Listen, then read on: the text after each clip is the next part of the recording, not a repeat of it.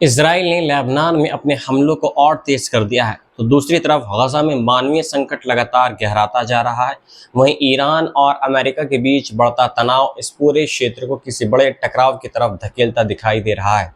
सबसे पहले बात करते हैं लेबनान की, जहां इजरायली सेना ने युद्धविराम समझौते के बावजूद अपने सैन्य अभियान को और ज्यादा विस्तार देना शुरू कर दिया है। इजरायली मीडिया रिपोर्ट्स के मुताबिक इजरायली सेना ने तथाकथित येलो लाइन को पार करते हुए दक्षिणी लेबनान में जमीनी कार्रवाई शुरू कर दी है। ये वही सीमा रेखा है जिसे युद्धविराम समझौते के तहत बेहद संवेदनशील माना जाता है। इजरायली चैनल 12 ने दावा ये किया है कि इजरायली सैनिक नबातिया इलाके में आगे बढ़ रहे हैं, जबकि चैनल 14 के अनुसार तेल अवीव अब अपने ऑपरेशंस को और ज़्यादा बड़ा करने की तैयारी कर रहा है।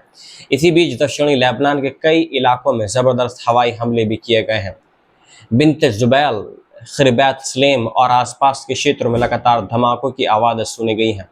स्थानीय लोगों के मुताबिक कई गांवों में लोग अपने घर छोड़कर भागने पर मजबूर हो गए हैं, क्योंकि उन्हें डर है कि यह संघर्ष अब बड़े युद्ध में बदल सकता है। सबसे ज़्यादा गुस्सा इस घटना को लेकर देखा गया है, जिसमें घायलों तक पहुंचने की कोशिश कर रही एम्बुलेंस टीम को भी निशाना बनाया गया। रिपोर्ट्स के मुताबिक मेडिकल टीम जैसे ही प्रभावित इलाके की तरफ बढ़ी, उसी दौरान उनके आसपास हमले किए गए, जिससे राहत कार्य रुक गया और कई घायल लोगों तक समय पर मदद नहीं पहुंच सकी। इस घटना के बाद लेबनान में लोगों का गुस्सा और डर दोनों बढ़ गए हैं।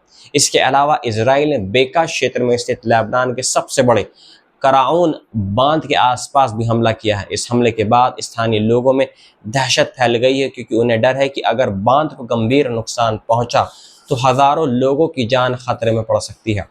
सोशल मीडिया पर वायरल वीडियोस में लोग बांध के आसपास धुएं के गुबार उठते हुए दिखा रहे हैं और लगातार ये सवाल पूछ रहे हैं कि अगर ये हमला और बढ़ा तो क्या पूरे इलाके में बाढ़ जैसी स्थिति पैदा हो सकती है। दूसरी तरफ गजा में हालात लगातार बद से बदतर होते जा रहे हैं। खान यूनिस में सैकड़ों फिलिस्तीनी पानी की भारी कमी के खिलाफ सड़कों पर उतर आए हैं।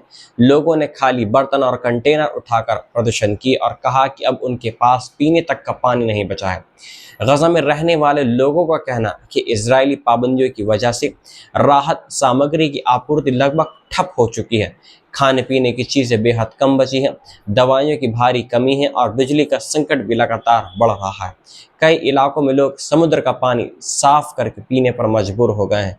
स्थानीय अधिकारियों ने चेतावनी दे दी है कि अगर जल्द मदद नहीं पहुंची तो आने वाले दिनों में स्थिति और ज़्यादा भयानक हो सकती है। बच्चों में कुपोषण तेजी से बढ़ रहा है और अस्पतालों में मरीजों का इलाज करना बहुत मुश्किल होता जा रहा है, क्योंकि पेट्रोल की भारी कमी है। गजा के लोग लगातार अंतर्राष्ट्रीय समुदाय से अब मदद की अपील कर रहे हैं, लेकिन अभी तक हालात में कोई बड़ा सुधार नहीं देखा गया है। इसी बीच वेस्ट बैंक के जैनिन शरणार्थी शिविर से भी तनावपूर्ण खबर सामने आई है, जहां इजरायली सेना की छापेमारी के दौरान 30 वर्षीय फिलिस्तीनी नासिब अली कमाल अल सादी की मौत हो गई है। रिपोर्ट्स के मुताबिक उन्हें शरीर के नीचे के हिस्से में गोली लगी थी। स्थानीय लोगों का कहना है कि इलाके में अचानक भारी सैन्य बल घुस आए और इसके बाद झड़पें शुरू हो गई। जैनिन लंबे समय से इजरायली सैन्य अभियानों और फिलिस्तीनी प्रतिरोध गतिविधियों का एक अहम केंद्र बना हुआ है और यहाँ अक्सर हिंसा देखने को मिलती है। उधर खाड़ी क्षेत्र में भी हालात तेजी से तनावपूर्ण हो रहे हैं।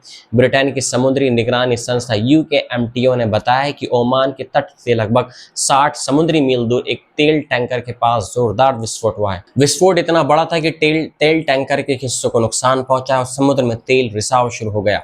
हालांकि सभी चालक दल के सदस्य सुरक्षित बताए जा रहे हैं, लेकिन इस घटना ने पूरी दुनिया की चिंता को बढ़ा दिया, क्योंकि खाड़ी क्षेत्र दुनिया के सबसे महत्वपूर्ण तेल आपूर्ति मार्गों में से एक माने जाते हैं। अक्सर यहाँ हमले बढ़ते हैं तो इसका सीधा असर पूरी दुनिया की अर्थव्यवस्था और तेल की कीमतों पर पड़ सकता है। अभी तक ये साफ नहीं हो पाया है कि इस विस्फोट के पीछे कौन था, लेकिन कई जानकारों का मानना है कि मौजूदा क्षेत्रीय तनाव को देखते हुए ये घटना बेहद गंभीर संकेत दे रही है। इसी बीच ईरान और अमेरिका के बीच बयानबाजी भी तेज हो गई है। ईरानी विदेश मंत्रालय ने अमेरिका पर युद्धविराम समझौता तोड़ने का आरोप लगाया है। तेहरान का कहना है कि दक्षिण ईरान में अमेरिकी हमले अंतर्राष्ट्रीय नियमों का एक उल्लंघन है और ईरान इसका जवाब जरूर देगा। ईरान ने साफ शब्दों में कहा है कि वे अपनी क्षेत्रीय अखंडता और राष्ट्रीय सुरक्षा की रक्षा के लिए किसी भी हद तक जा सकता है। ईरानी मीडिया में लगातार ये कहा जा रहा है कि अगर अमेरिका और इसराइल ने दबाव बढ़ाया तो पूरा क्षेत्र बड़े युद्ध की तरफ झुक सकता है। इसी बीच अमेरिकी राष्ट्रपति डोनाल्ड ट्रंप ने एक ऐसा बयान दिया है जिसने पूरे मध्य पूर्व की राजनीति में एक नई बहस छेड़ दी है। ट्रंप ने कहा है कि ईरान के साथ किसी भी युद्ध विराम या शांति समझौते के लिए कई मुस्लिम देशों को इसराइल के साथ अब्राहम समझौते पर हस्ताक्षर करने ही चाहिए, मतलब अभी कंपलसरी है। उन्होंने सऊदी अरब, कतर, पाकिस्तान, तुर्की, मिस्र और जॉर्डन जैसे देशों का नाम लेते हुए कहा है कि इन सभी को इसराइल के साथ रिश्ते सामान्य करने चाहिए। ट्रंप के इस बयान ने अरब देशों में भारी हलचल पैदा कर दी है, क्योंकि कई देशों ने पहले ही साफ अल्फाजों में बोल दिया है कि गजा युद्ध खत्म हुए बिना इसराइल के साथ संबंध नॉर्मल करना बेहद मुश्किल है। राजनीतिक जानकारों का कहना है कि ट्रंप इस मुद्दे को इस्तेमाल करके इसराइल को किसी संभावित ईरान समझौते के लिए राजी करने की कोशिश कर रहे हैं। लेकिन सवाल अब ये उठ रहा है कि क्या मौजूदा हालात में अरब देश ऐसा कदम उठाने के लिए तैयार होंगे। दूसरी तरफ इजरायली प्रधानमंत्री बेंजामिन नेतन्याहू ने हिजबुल्लाह को कुचलने की बात कहकर यह साफ संकेत दे दिया है कि लेबनान मोर्चे पर संघर्ष और बढ़ सकता है। नेतन्याहू ने कहा है कि इजराइल अपने दुश्मनों के खिलाफ पूरी ताकत से कार्रवाई करेगा और किसी भी खतरे को बर्दाश्त नहीं करेगा।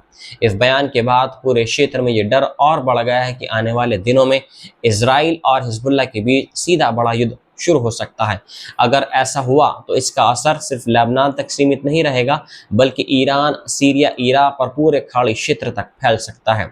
दुनिया भर के कई देश अब अपने नागरिकों को मध्य पूर्व की यात्रा से बचने की सलाह दे रहे हैं, यानी मिडल ईस्ट न जाने की सलाह दे रहे हैं। तेल बाजारों में भी चिंता बढ़ने लगी है, क्योंकि अगर खाड़ी क्षेत्र में तनाव और बढ़ता है तो तेल की कीमतों में भारी उछाल आ सकता है।